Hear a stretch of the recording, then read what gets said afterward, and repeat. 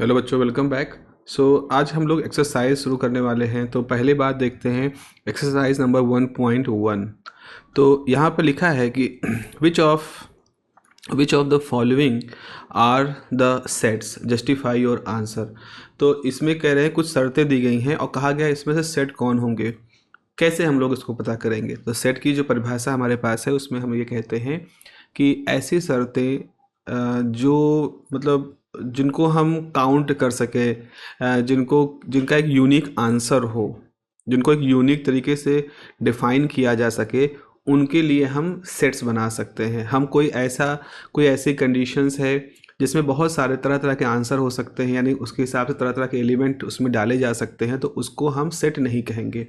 जैसे for example पहली condition देखते हैं, the collection of all the months of a year beginning with the letter J. तो आप यहाँ कहोगे कि ये एक सेट बन सकता है। क्यों? क्योंकि आपको मालूम है 12 महीने होते हैं, उसमें से जे से शुरू होने वाले कौन कौन से हैं? जनवरी होता है, जून होता है, जुलाई होता है, यही तो 3 महीने होते हैं। तो ये कोई भी काउंट करेगा तो वो यही 3 महीने ही रखेगा। तो ये जो सेट बनेगा, जो कलेक्शन बनेगा मंथ्स का, जो कि जे से शुरू हो रहा है, उसमें यही 3 एलिमेंट होंगे। तो ये एक वेल डिफाइंड सिचुएशन है और आपका सेट यहाँ पर बनेगा। तो आप कहोगे कि इसमें आपका एक सेट बनेगा। दूसरा है the collection of 10 most talented writers of India. Now this is something debatable. अब टैलेंटेड का क्या परिभाषा है? वो बेस्ट सेलर बुक हैं, वो फैंटेसी लिखते हैं, वो फ्रिक्शन में है, या वो मर्डर मिस्ट्री, मतलब आप कैसे कहोगे कि विच राइटर इज़ टैलेंटेड? सो इससे हम कोई भी सेट नहीं बना सकते। हम उसके अंदर वी.एस. नायपॉल को रखेंगे, हम उसके अंदर चेतन भगत को रखेंगे, कोई नहीं रखेगा। तो this is a debatable thing. जैसे a team of 11 best cricket batsman of the world, again this is a debatable. कोई ब्रायन लारा को बेस्ट एवर क्रिकेटर मानता है, कुछ लोग के लिए नहीं, उससे उससे अच्छे और भी लोग हैं। तो इसलिए हम ये जो कंडीशन नंबर 3 है, this is not very uniquely defined. तो ये 2 कंडीशंस हैं, नो है। Okay, the collection of all the boys in your class. हाँ, ये कुछ है, जैसे आपकी क्लास है, आप क्लास के अंदर जितने भी बॉयज़ गर्ल्स जो भी हैं वो सब वेल डिफाइंड है। अटेंडेंस रजिस्टर पर, रजिस्ट्रेशन स्लिप पे, सब पे उनका नाम है। अब आपने उसमें से केवल बॉयज़ को पहचान सकते हो, गिन सकते हो, तो this is well defined situation. Collection of all the natural numbers less than 100। तो जाहिर सी बात है, नेचुरल नंबर में तो 0 आता नहीं, वो तो फिर होल नंबर हो जाएगा। तो 1 2 3 कहाँ तक? 99 तक, बस, क्योंकि 100 से कम की बात है। तो ये एक वेल डिफाइंड है और हमारे एलिमेंट यहाँ पर डिफाइन होंगे, सेट बन जाएंगे। All the collections of novel written by writer Munshi Premchand. बिल्कुल, मुंशी प्रेमचंद जी ने कोई इनफाइनाइट नॉवल नहीं लिखे हैं। The collection of novel, you can collect the name of novel. The collection of all even integers. अब देखो यहाँ पर क्या, ऐसे मान लिया आपने कहा 2 4 6 8, नाउ आप कहाँ तक जलते चले जाओगे? इवन इंटीजर्स में तो बहुत सारी संख्याएं हैं, मतलब बहुत लंबे समय तक। तो आप कहोगे कि ठीक है, इसका हम मतलब सेट बना सकते हैं, इनफाइनाइट एलिमेंट्स इसके अंदर होंगे, और लेकिन वो सब वेल डिफाइन होंगे क्योंकि यही सारे एलिमेंट उसके अंदर आएंगे। तो इसका भी हम एक प्रॉपर सेट बना सकते हैं। तो इस तरह से हमने अपने पहला क्वेश्चन पहली एक्सरसाइज का यहाँ से कवर कर लिया। ओके, आगे बढ़ते हैं। The collection of question in this chapter बिल्कुल फाइनाइट है, बिल्कुल वेल डिफाइंड है, कोई भी करेगा वही पहुँचेगा। तो इसका भी सेट बन सकता है। Collection of most dangerous animal of the world, तो ठीक है, इसके बारे में हम प्रिसाइसली नहीं कह सकते, बिकॉज मेरे लिए कुछ और है, आपके लिए कुछ और है, तो ये प्रॉब्लम हो जाएगी। तो मोस्ट डेंजरस की कैटेगरी कोई वेल डिफाइंड कैटेगरी नहीं है, इसीलिए इसका हम सेट नहीं बना पाएंगे।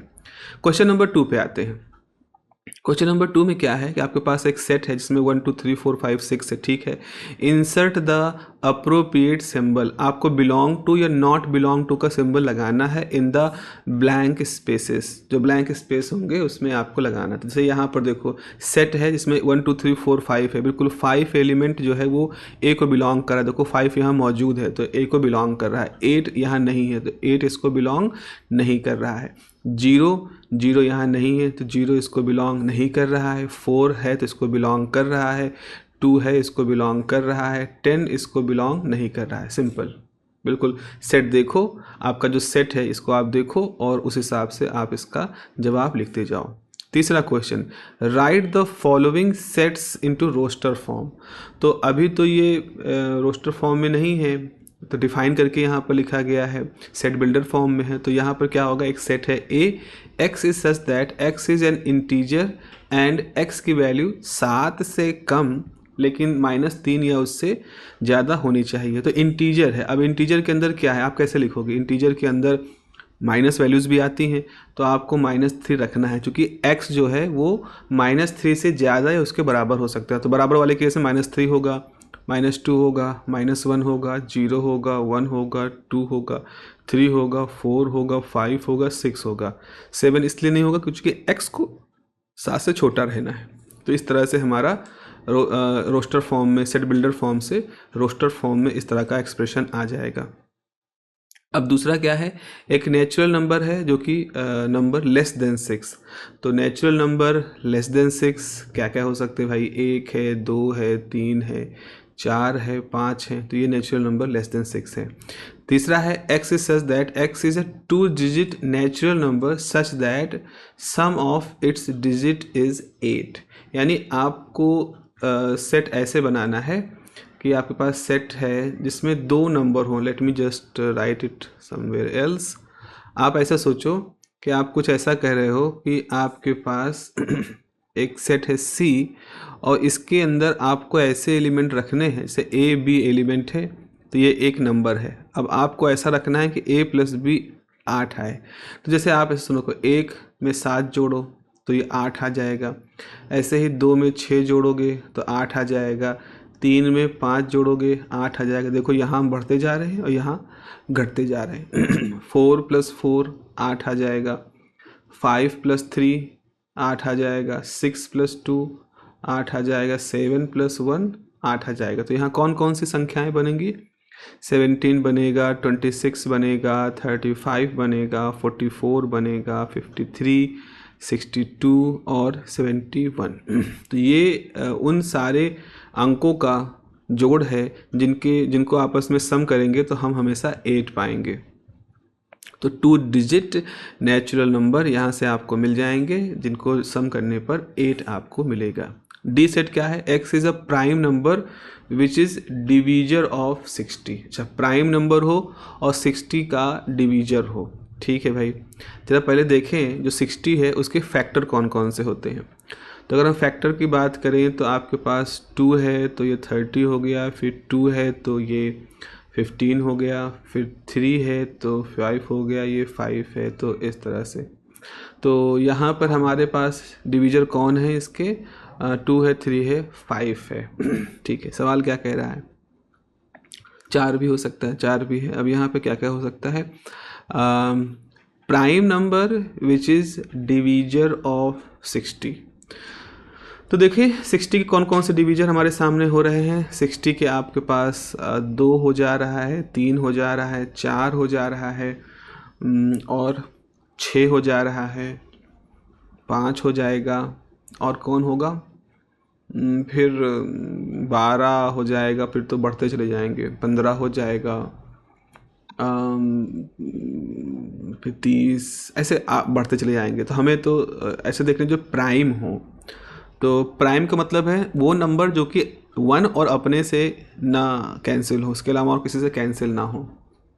20 हो जाएगा, तो ये 5 ये 15, 15 दूनी 30, 30 हो जाएगा, और 2 दूनी 4 तो यहाँ 12, या 2 दूनी 4, 5 चौक 20। तो मेरे ख्याल से यही आ रहे हैं। 2 1 और अपने से होकर डिवाइजर नहीं होता तो ये प्राइम है।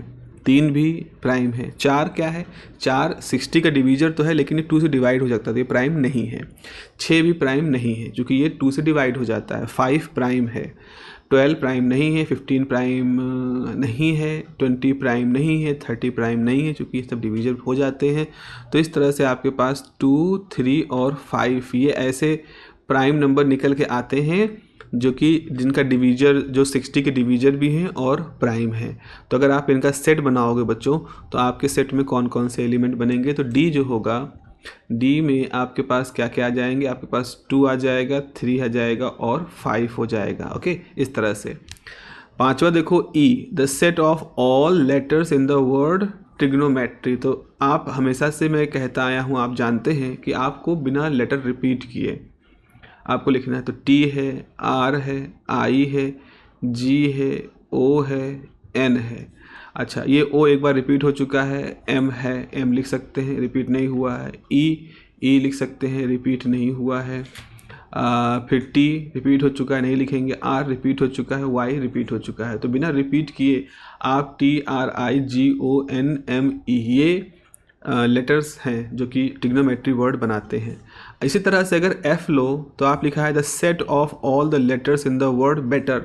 तो बेटर में आप क्या करोगे, आप बी ले लो एक बार, ई ले लो एक बार, टी भी एक ही बार लो, ई ऑलरेडी हो चुका है, आर ले लो। तो बी ई टी आर ये सब क्या है, बी ई टी आर जो है ये हमारे सेट हो गए यहाँ पर। ठीक है, अब आते हैं ये क्वेश्चन चौथा है, ये बढ़िया क्वेश्चन है, आई वुड से ये बढ़िया क्वेश्चन है। देखो यहाँ पर पहला नंबर देखो 3, 6, 9, 12। अच्छा भैया चलो देखते हैं, इसको हमें सेट बिल्डर फॉर्म में लिखना है। 3, 6, 9, 12। यहाँ पर आपके पास दिया गया है 3, 6, 9, 12। अब इसको आपको लिखना है सेट बिल्डर फॉर्म में, ये तो रोस्टर फॉर्म में दिया गया है। तो कैसे, रिलेशन क्या है, 3, 3 दूनी 6, फिर उसका 3 गुना 9, फिर उसका 4 गुना 12। तो अगर हम कह दें 3 टाइम n है, अगर 3 टाइम n कह दें तो क्या होगा, n की वैल्यू, और n जो है वो किसका नेचुरल नंबर हो आपके। तो जब n की वैल्यू 1 रखोगे तो पहला एलिमेंट आ जाएगा, n की वैल्यू 2 रखोगे तो आपका दूसरा एलिमेंट, n की वैल्यू 3 रखोगे तीसरा एलिमेंट, n की वैल्यू 4 रखोगे चौथा एलिमेंट। तो यानी n की वैल्यू हम कहाँ तक रख सकते हैं, n की वैल्यू हद से हद हम 4 रखें या उससे कम रखें। तो n एक नेचुरल नंबर होगा, यानी जीरो नहीं शामिल होगा, जीरो होता तो होल नंबर हो जाता। तो n एक नेचुरल नंबर होगा, यानी 1, 2, 3, 4 है। तो n की वैल्यू लेस देन 4 होगी या इक्वल टू 4 हो सकती, तब चारों एलिमेंट मिल जाएंगे। तो इसका सेट बिल्डर फॉर्म कैसे बनेगा, इसका सेट बिल्डर फॉर्म ऐसे बनेगा कि a is such that x in the set a set such that where x क्या है, यहाँ पर कैसे लिखें, such that x is equal to 3 time n, जहाँ n बिलोंग कर रहा है नेचुरल नंबर को, for such belong to and ऐसे, and n is less than या इक्वल टू 4।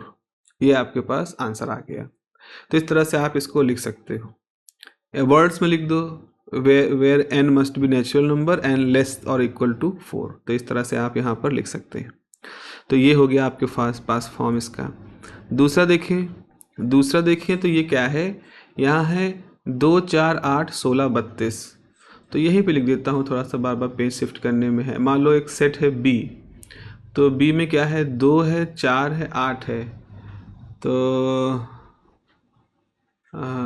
ये ऐसा है, जैसे मान लो जैसे ये 2 हुआ, फिर 2 की पावर 2 4 हो गया, फिर 2 की पावर 3 8 हो गया, 2 की पावर 4 16 हो गया, 2 की पावर 5 32 हो गया। तो यहाँ ऐसे लिखोगे x is such that x is equal to 2 की पावर n, जहाँ n एक नेचुरल नंबर है और n जो है वो कहाँ तक वेरी कर सकता है, 5 तक। तो जब आप n की वैल्यू 1 रखोगे, 2 की पावर 1 2 आ जाएगा, 2 की पावर 2 4, 2 की पावर 3 8, 4 16, फिर 32, इस तरह से। इसको देखें क्वेश्चन नंबर 3 में सोचें कि हमारे पास एक सेट सी है, यहाँ पर है 5। तो पहला देखो 5 गुणे 5 25, 25 गुणे 5 125, 125 गुणे 5 625। तो यानी कि ये भी वही चल रहा है, 5 है, 5 की पावर 1 है, 5 की पावर 2 है, 5 की पावर 3 है, 5 की पावर 4 है। तो यहाँ पे ऐसे लिखेंगे x is such that x is equal to 5 की power n, where n is natural number and n less than equal to 4, ऐसे चल रहा है। ओके, ये है 2 4 6, 2 दूनी 4, 2 3 6। तो ये ऐसा कुछ चल रहा है, 2 है, फिर 2 गुणे 2 है, यानी 2 गुणे 1 है, फिर 2 गुणे 3 है, यानी 2 इंटू n चल रहा है। 2 है, फिर जब आप n की वैल्यू 2 रखोगे तो 2 दूनी 4 हो जाएगा, n की वैल्यू 3 रखोगे तो 6 हो जाएगा, और इस तरह से चलता रहेगा। तो यानी आपके पास ऐसा है कि C इज़ क्या, x is equal to x, sorry x is such that x is equal to 2n where n is natural number, n natural number है। अब वो चूँकि ये सेट आगे 3 डॉट करके बंद हो गया, यानी कि चलता रहेगा, ये काम आपका आगे तक चलता रहेगा। तो इसलिए आपको यहाँ पर कुछ भी मतलब कुछ भी सोचने की और आवश्यकता नहीं है। तो आप इसको यहीं पर मेरे ख्याल से रोक सकते हैं कि small n must B integer. आखिरी देखो 1 4 1 4 9 100, 1 4 9 100, तो ये कैसे है, ये ऐसे होगा, ऐसे 1 है, तो 1 की पावर 1, फिर 2 की पावर 2, फिर 3 की पावर 2, या फिर 1 की पावर 2 कर दे तो 1 स्क्वायर हो जाएगा। ठीक है, ऐसे ही 4 की पावर 2 होगा, फिर 5 6 7 8 9, फिर 10 की पावर 2 होगा। तो यानी कि ये कुछ ऐसा है कि n स्क्वायर के हिसाब से चल रहा है। तो इसका सेट बिल्डर फॉर्म कैसे लिखा जाएगा, अब इसको मैं अगले पेज पे लिख देता हूँ क्योंकि जगह नहीं है। तो यहाँ पर हम ऐसे लिखेंगे x, कोई सेट है E सच दैट कि x is such that x is equal to n की power 2 where n is natural number and n is less than और इक्वल टू 10। तो n की वैल्यू 1 रखोगे तो 1 मिलेगा, 2 रखोगे तो 4 मिलेगा, 3 रखोगे तो 9 मिलेगा, 4 रखोगे 16 मिलेगा, 10 रखोगे तो 100 मिल जाएगा। तो इस तरह से आपका ये पूरा जो सेट है ये जैसा कि दिया गया है उस हिसाब से कंप्लीट हो जाएगा। ठीक है, तो इस तरह से हमने चौथा क्वेश्चन भी यहाँ पर कंप्लीट कर लिया। अच्छा क्वेश्चन है। चलिए क्वेश्चन नंबर 5 के पास आते हैं। List all the elements of the following set. x is such that x is an odd natural number. अच्छा भाई, चलो भाई इस जगह बना देते हैं थोड़ी सी, यहाँ पर थोड़ी सी जगह बना देते हैं। और हमसे क्या कहा जा रहा है, हमसे भैया बच्चों कहा जा रहा है कि x is an odd natural number. तो कौन आएगा आपके पास, तो आपके सेट में आएंगे, ऑड है 1 हो जाएगा, 3 हो जाएगा, 5 हो जाएगा, 7 हो जाएगा, और इस तरह से मतलब 3 ही डॉट बनाए जाते हैं। इस तरह से आपके पास ये सेट बन जाएगा। वेल डिफाइंड सेट होगा ये, मतलब ऐसा नहीं कि सेट की शर्तें पूरी नहीं कर रहा होगा। यहाँ पे देखो b क्या है, x such that x is an integer. अच्छा x इंटीजर हो लेकिन x की वैल्यू 9/2 से कम हो और -1/2 से ज़्यादा हो। तो अगर हम नंबर स्केल की बात करें तो नंबर स्केल पे इंटीजर है तो 0 है, यहाँ आता है 1, यहाँ आता है 2, यहाँ आता है 1 2 3 4 5 6, ऐसे कुछ होंगे। जरा ये लिमिट देखो, ये लिमिट कहाँ है, ये लिमिट यहाँ पर है। मैं इसको अगर बताऊँ तो ये लिमिट इस जगह पर है, यानी कि ये वैल्यू है -1/2, और ये 0 से 1, और ये 9/2 का मतलब क्या हुआ, 4 × 1/2, तो ये जाएगा 1 2 3 4, और ये हो जाएगा 4.5।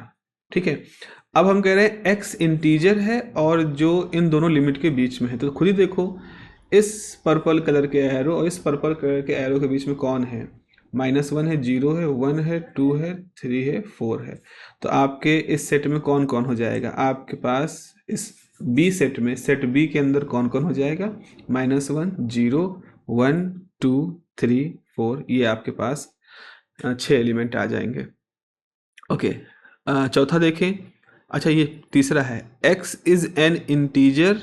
x एक इंटीजर है, और शर्त क्या है, x स्क्वायर लेस देन 4 है। तो खुद ही देखो x इंटीजर है, तो आप अगर नंबर टेबल में देखें, अगर -2 है, -2 का स्क्वायर करोगे तो क्या हो जाएगा, 4। ठीक है, -1 का स्क्वायर करोगे तो हो जाएगा 1, 0 का स्क्वायर करोगे तो 0, 1 का स्क्वायर करोगे तो 1, 2 का स्क्वायर करोगे तो 4।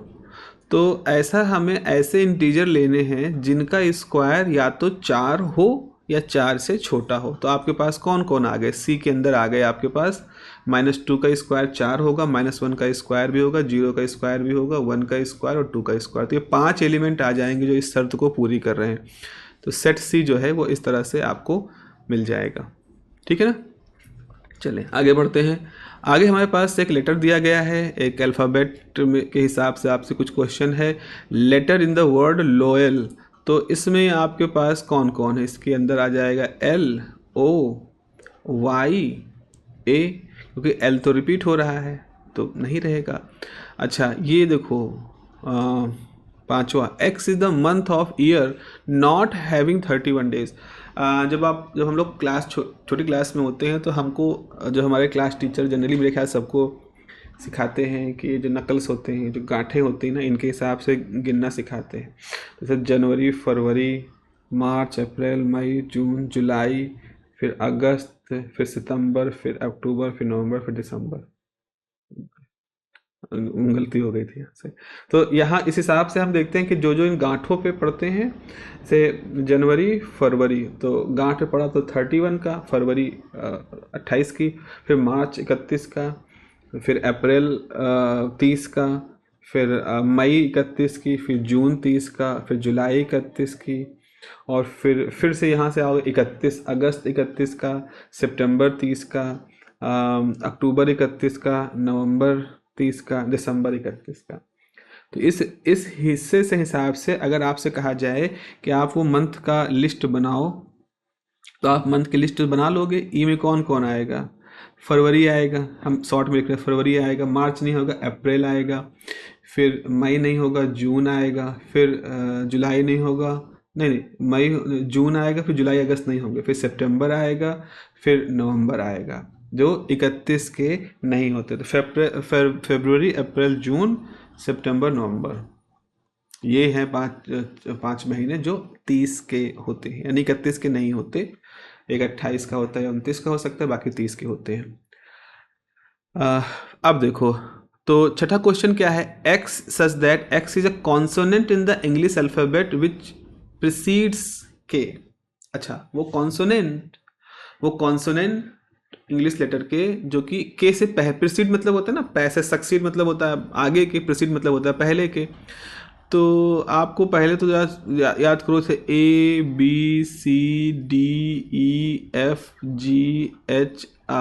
J और के पहले तो ये हैं। इसमें कॉन्सोनेंट कौन कौन आएंगे, कॉन्सोनेंट वो है जो वॉवेल नहीं है, तो ए वॉवेल है, ई वॉवेल है, आई वॉवेल है। तो बचे BCDFGH और J।